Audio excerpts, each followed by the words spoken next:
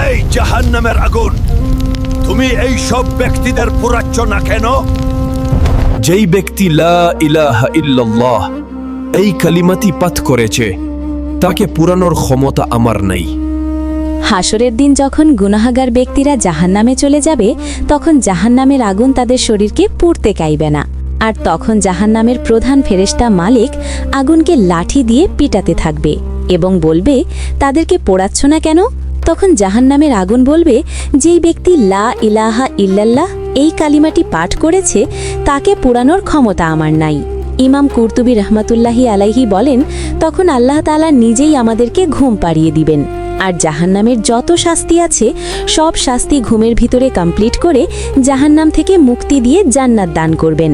প্রিয় মুসলিম ভাই ও বোনেরা, এটাই হলো শেষ নবীর উম্মতের মর্যাদা। ভিডিওটি যদি আপনাদের ভালো লেগে থাকে, তবে বিনীত অনুরোধ রইল একটি লাইক দিয়ে সুন্দর একটি কমেন্ট করার জন্য। আর এমন আরও ইসলামিক ভিডিও পেতে আমাদের চ্যানেলটি সাবস্ক্রাইব করে পাশেই থাকার অনুরোধ জানাচ্ছি।